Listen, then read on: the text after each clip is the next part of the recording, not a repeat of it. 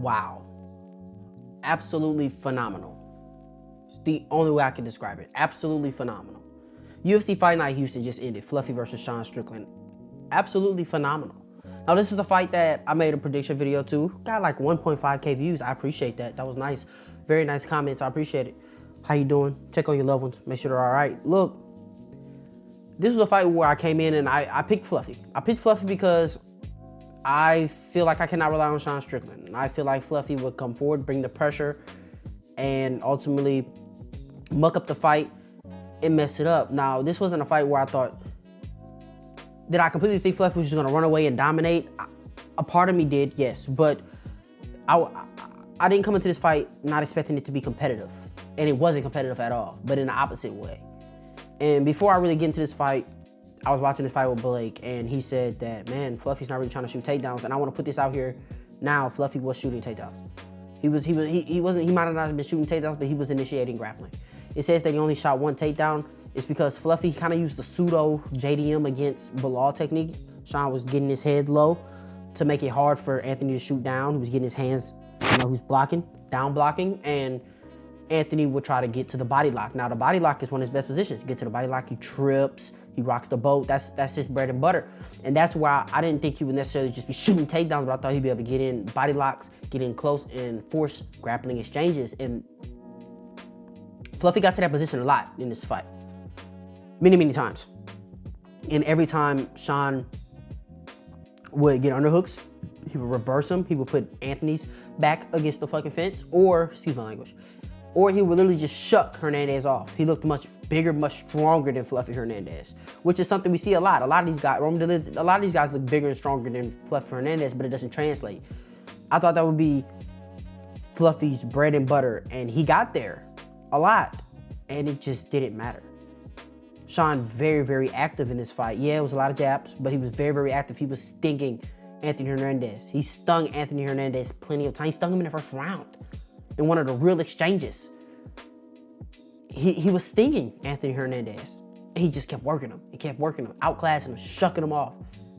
Anthony couldn't get his hands going, which is something I also admittedly said. I don't think Anthony really just has to get his hands going. I don't think he has to land a lot on Sean to get going into the fight. I think he just needs the fight to start for him to get going into the fight, for him to ramp up, for him to get hit, for him to get into the flow of the fight, and then he's just gonna crash and crash and crash. And Anthony was crashing, and he was crashing, and he was crashing, and it was nothing.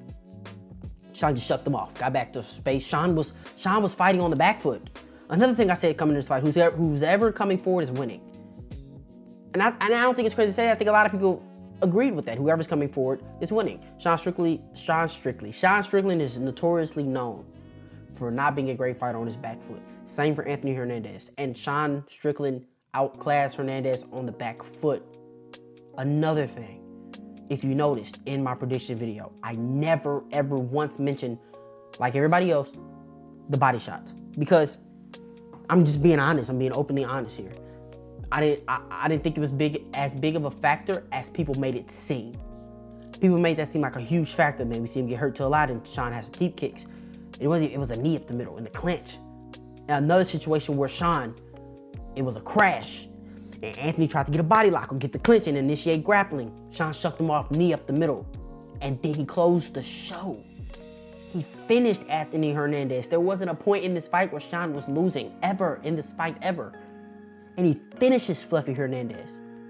Absolutely phenomenal. Absolutely phenomenal. Beautiful work. Was it the most exciting for me personally as a fan? No, but I can appreciate it because it was beautiful work. Was it a vast variety of dynamic striking? No. But damn, he landed 100 jabs on this guy. He beat the shit out of him on the back foot, and he closed the show. Absolutely phenomenal. I think Anthony Hernandez has time to work on this, but this was really the nightmare matchup Strickland fans told me this was. This was really the nightmare matchup. Really the nightmare matchup. Hard to hit. Keep putting that jab on him. Anthony Hernandez is going to crash. He's going to crash, and every time he's crashing into a jab. He lit Anthony Hernandez up, and he would throw the occasional right hand. I mean, absolutely phenomenal. I had Sean up both rounds. I think everybody did. Both rounds going into the third. And entering that third, we're like, okay, we can see how this fight's about to play out. This isn't good. This isn't good at all. And Sean just worked them and worked them and worked them. Absolutely phenomenal. I eat crow here. That makes me, 1-3 on main events this year. I picked Patty. I picked Diego Lopez. Happy I got that one wrong. I picked Mario Batista to finish Vinicius Oliveira. I don't know if I made a video on that, so maybe that doesn't even count. Video-wise, I'm 0-3. Absolutely phenomenal. Let's get into some quick hitters before I end this video. Jeff Neal gets slimed out. Did anybody else heartstrings kind of get played with during that? Did anybody else feel like, damn, I just couldn't stop looking at the TV like, damn. He got switched off by Euros Medic. Now, Euros Medic, very dangerous. We know this. Very dangerous. A lot of power, especially in that first round. But he's a great hammer, not a good nail. You're thinking Jeff Neal, some of the best boxing in the division. And we've seen this over the course of however long.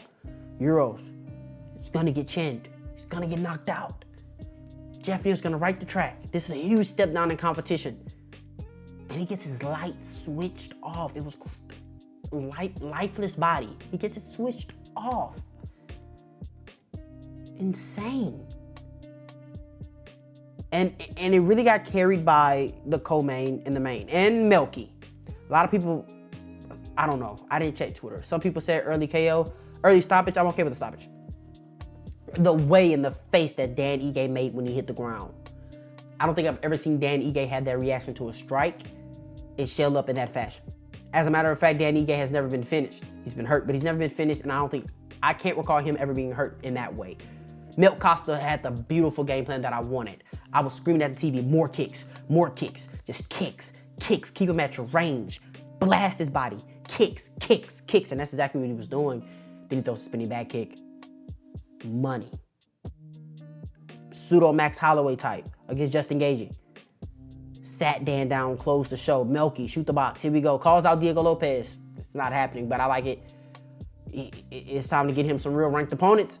It's time to see how far Melky could go. Then outside of that, I mean, we had a nice heavyweight scrap between Sergey Spivak and Ante Delija.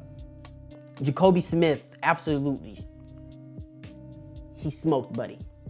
He smoked Josiah. He smoked him, right? You got Michelle Pierre and Zachary Reese back and forth. I'm gonna be honest. I feel like the wrong guy got their hand raised. But even though the pictures of the fight, the blood and the guts, it makes it look like a war. All the stoppages in the action, let me know if you guys feel the same. All the stoppages in the action, all the borderline fake fouls, kind of made me like not be able to get fully into this fight and invest fully into this fight. You can tell Zachary was out there trying to be fun. You can tell Michelle Pierre was out there trying to rest. And that's just my opinion on that.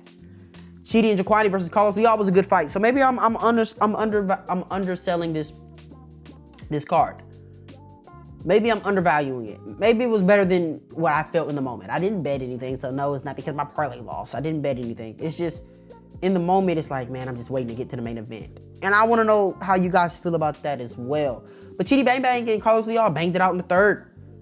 Crazy third round. Crazy first round, crazy third round.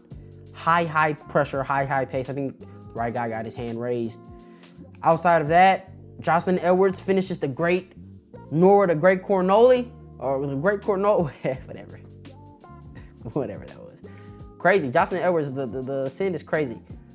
John Paul, he looks nice. Split decision is wild. Split decision is absolutely wild. But he looked nice. He looked like he had some promise. Split decision, once again, absolutely insane. 29-28. Clear. 1-2, Jean Paul. Yadier. Embarrassing. You have to keep this fight standing. All right, Jordan Levitt's his most dangerous in the first round when it's dry, when he can stick to you. You make it out of the first round. Second round, you're winning the striking exchanges. You jump Gilly. You end the round on your back. That's trash. That was trash. That was trash. But Sean Strickland, absolutely phenomenal. I mean, absolutely phenomenal. And in my humble opinion, I still feel like Nasruddin Mabal should be next. But no doubt, the way he just finished Hernandez, Sean Strickland versus Khamzat Chimaev becomes more interesting.